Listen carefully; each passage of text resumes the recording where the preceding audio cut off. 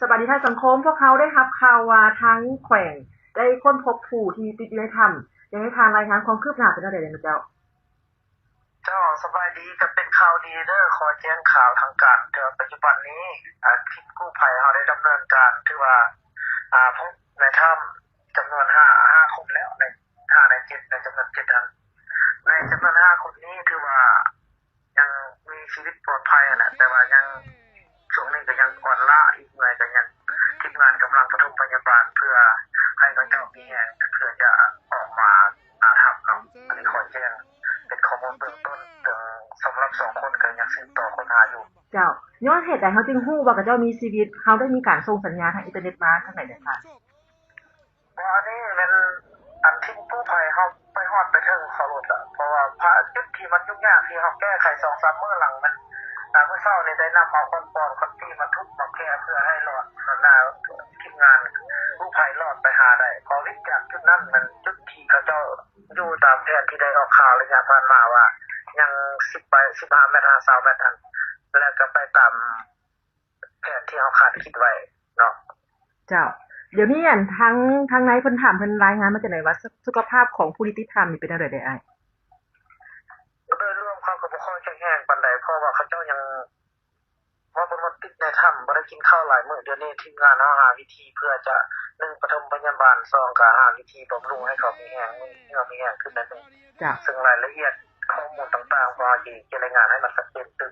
ภายหลังที่พวกเราปฐมพยาบาลแล้วเนาะจ้ะเดี๋ยวนี้อยากให้ทานเว้าขึ้นอีกครั้งนึงว่าการปฏิบัติหน้าที่ของหน่วยงานพวกเขานี่นั้นมันทั้งเว้นทั้งคืนคือได้เด้เจ้ามันเป็นรูปแบบที่พวกเราได้วางแผนเบื้องต้นเนาะทุกงานเป็นพวกเราได้สมทบกัน1แม่นเอกภาพด้านข้อมูลที่พวกเราเข้าไปก่อนออกมาศึกษาหรือว่าแก้ทำไว้ในการดำเนินการอันนี้เป็นทั้งวันทั้งคืนเนาะเมื่อคืนนี้ก็ได้ตอน11:30นกับทีมงานนึงเมื่อเช้า7:30 น7:07 นาทีกับทีมงานนึง10:30 นกับทีมงานนึงมูลเวียนคือว่าเฮ็ดตั้งวันตั้งคืนเนาะอันนี้ในตามแผนที่ได้วางไว้เพราะว่าทีมกู้ภัยเขาเจ้าก็จิบฮอดเพื่อเฮ็ดนั่นแหละก็อย่าเวลาที่เหลือเป็นเวลาที่เฮาบีบ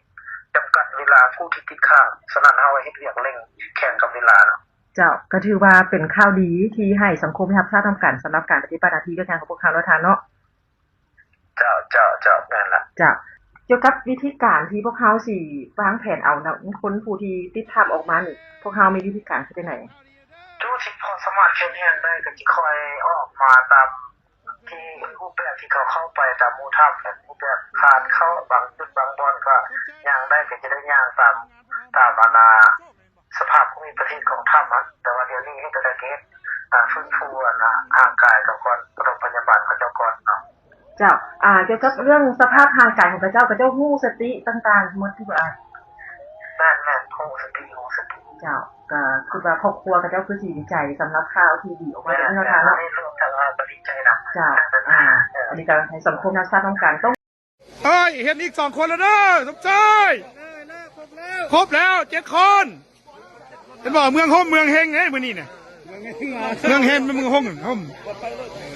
ปลอดภัย 100% สบายดีนักข่าวโทรภาพแห่งชาติประธานคณะกรรมการปกครองเมืองหนองแจ้งขออัปเดตหรือว่ารายงานข่าวคืนเกี่ยวกับ